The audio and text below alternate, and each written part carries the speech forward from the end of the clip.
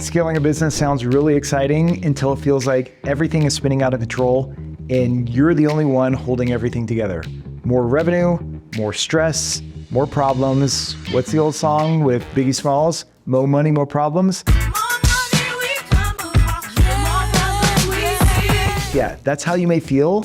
And you may be wondering, is this even worth it? So in this video, I'm gonna leave you with 3 things you can do in your business to make it more scalable so you don't have so much stress, so you don't end up in the ER, and so you can build a business that actually lasts. So let's go ahead and jump in.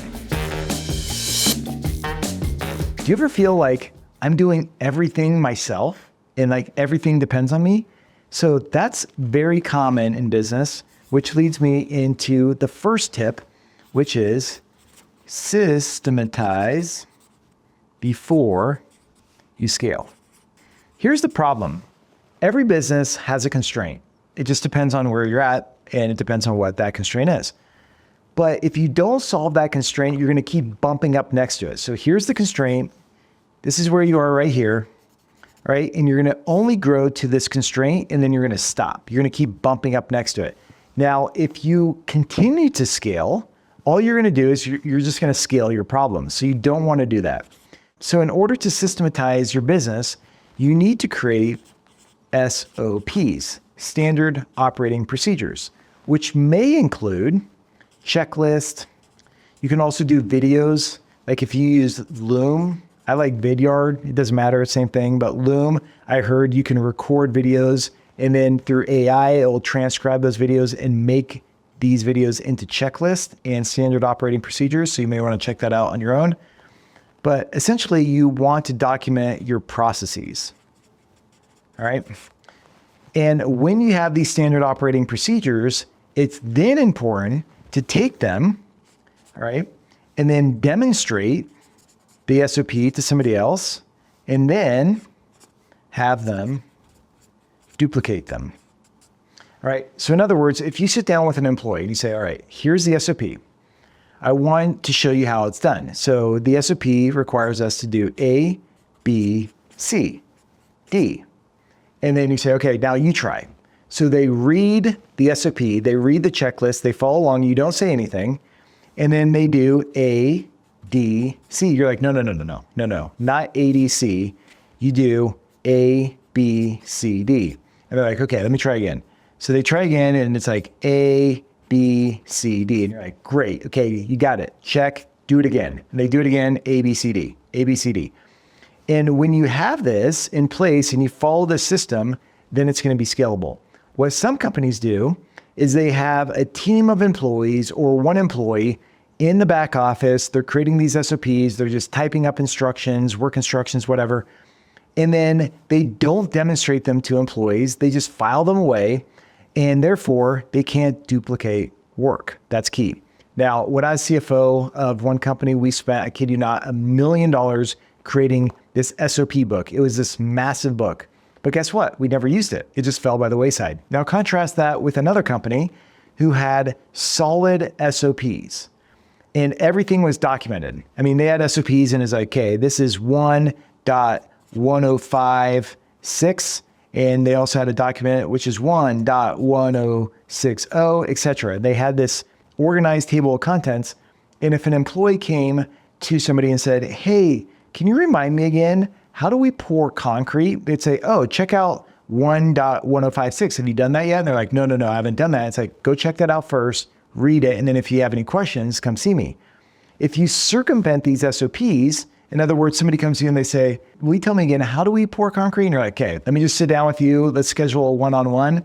Then your SOP book is not going to be effective, right? So you have to be able to follow in this process. And I was with a client once and they're talking about these instructions, right? These SOPs. And on site, I said, okay, go back and grab your SOP for this one process. And they went and got it. And then I read through it and I was like, yes, I could do this. I could repeat this. And I was like, okay, good job, check.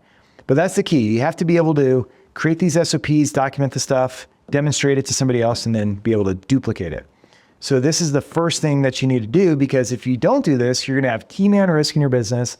Everybody's going to be coming to you and it's going to be exhausting. And guess what? You're going to keep feeling like the more you grow, the more chaotic it is because you don't have a system in place. And I'll show you how to create a strategy system, which is going to be really critical. And that's going to be step number 3. But before we get into that, which is really fun, let's talk about number 2, which is building a leadership bench. This is your bench strength. And I think this goes back to the analogy of, like, if you think about basketball, here's a little basketball hoop, right? And you have a team playing right here, and this first string gets tired, and you have people sitting on the bench. You want to make sure that this backup team, this second string, is going to be really good, and they're going to be able to pick up the game. They're not going to lose a ton of points to the opponent while the first string is resting and recovering, right? So the same thing is true in your business. And oftentimes I see companies and they have really strong leaders, right? So at the top, they have a strong leadership team, but then down below them right here, there is nobody who could really step up and fill these roles. And that is a big problem. In fact, I was just working with a company the other week. I was talking to the CEO, and she was really concerned because they lost 2 of their key people at the top. All right. And I asked them, okay, underneath these 2 people, who do you have? And in fact, they had 1 person who could step up. And then sadly, just recently, this person gave them notice that they're moving. And therefore, they don't have anybody to fill these positions, and they have to go hire from the outside, which is okay, but it could be disruptive to the business. So how do you build this leadership bench? Number 1, you need to invest in their education. It's all about skills. I think a big problem in business today is not accountability, all right? It's not like business owners, business leaders lack accountability. It's their team. They lack the skills and the capabilities to actually do the work, right? To actually implement the strategies. That's what it comes down to. So building better skills. The other thing I'd say is when you're delegating, make sure you delegate outcomes, all right? Not actions. Now, actions are good to delegate, don't get me wrong, but when you're communicating, you want to delegate these outcomes, which we call key results, which I'm going to show you here in this next part. But when you go to somebody and you say, hey, look, I need you to send a bunch of emails, and you can be more specific, say, I need you to send 1,000 emails. And this is a true story here. If you don't tell them what the outcome is, they will literally just send out 1,000 emails. Most people are like this. And I was working with this guy, and I told him that. I was like, okay, we need to go get more leads. We need to go do more outbound. Here's what I would do to reach out to people. Here's a script, give him everything. And then literally he would just go out there and send emails. And he's like, yep, I sent the 1,000 emails you asked for. And I was like, you're sending it to HR directors. Why are you sending it to HR directors? Like, they're not even our ideal customer. He's like, you said, like, send out emails. So some people will literally, like, if you tell them, okay, meet me at the beach, you're just going to drive down this street, and then it's going to be on the left. They're going to drive the car, and there's going to be a curve in the road, and they're going to just drive that car right off the cliff. And then they're going to come back and say, what the heck? Why didn't you tell me to turn right? I kid you not, right? I mean, you may feel this in your business. I'm not saying people are dumb and they're not capable. It's just when you don't communicate the outcomes, it can be problematic. So instead of saying, hey, I need you to send 1,000 emails, I would say, hey, I need to generate 5 new leads by the end of the week. And therefore, I need you to do that through sending emails. Now, if you send 1,000 or whether you send 100, it matters less. I care more about the outcome, okay? Because otherwise, they're just going to do a bunch of tasks. And when it requires them to pivot because something's not working or make adjustments, they're not going to necessarily do that because they're not going to understand the outcome. But as leaders, oftentimes we lack specificity. I know as a CFO, I lack specificity and has a major problem until I got really clear with my team. I said, this is what success looks like. These are the outcomes I'm looking for. And that made all the difference. All right. The other thing is when it comes to leadership bench, you have to spend the time to build people up, right? You can't have all these like barriers and silos that you put employees in.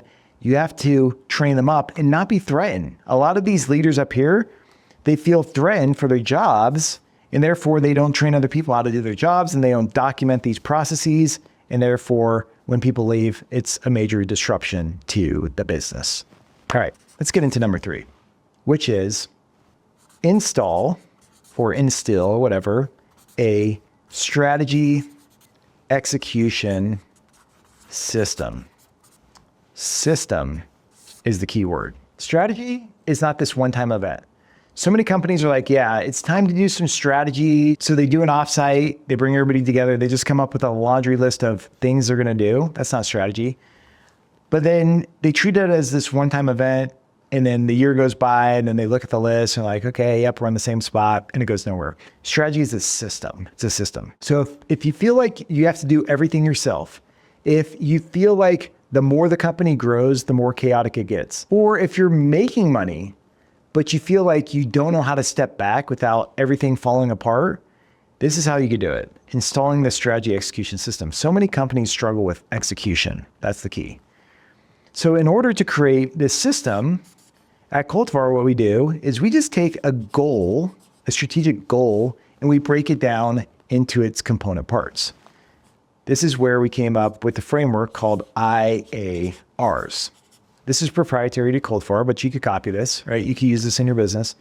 And essentially what we do is we identify a problem in a company. This problem is the constraint. And then we say, okay, how are we going to overcome that? And that typically involves identifying the initiatives we're going to pursue in order to overcome the problem.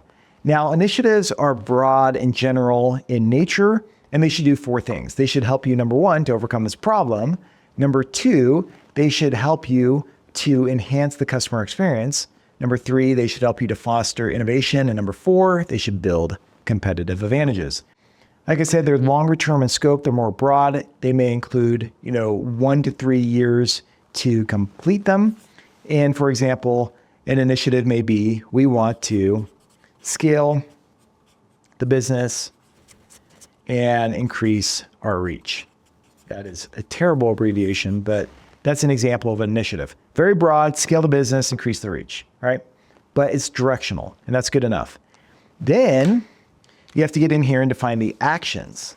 So the actions are, how are you going to scale the business? Now, the key is that an action is just a hypothesis. You're just hypothesizing of what experiments you're going to go run to advance this initiative, and then the initiative should help you to solve the problem. That's how it all works. So the actions are going to include, maybe, to scale the business, we're going to put in place a lead generation system. We may also need to put in place a CRM. We may need to do training, whatever it is, right? These are actions that you're going to take in order to advance the initiative. And then the results over here, the results are going to include, okay, if you do this, what do you expect to happen? What are the outcomes? That's what I was talking about over here. And so one outcome may be, we want to get, 15 leads in 90 days. We may also want to decrease turnover by 10%. Just making this up. But these are some outcomes that can come from doing more training, by having a lead generation system and a CRM. And this turnover is important because you can't scale the business if employees are turning over and you don't have a repeatable system for sales.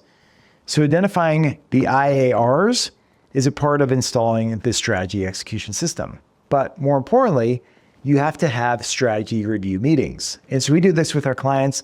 We have these strategy review meetings where we look at the initiatives, the actions, results, we calibrate, we challenge each other. We say, okay, are we focusing on the most important things? And we combine these strategy review meetings with financial strategy review meetings, which happen once a month as well. This is the system. If you want to get out feeling overwhelmed, feeling like everything is on your shoulders, if you want to eliminate key man risk in your business because it's a massive haircut on your valuation, right? You don't want to look like this, okay? This is a haircut of your valuation.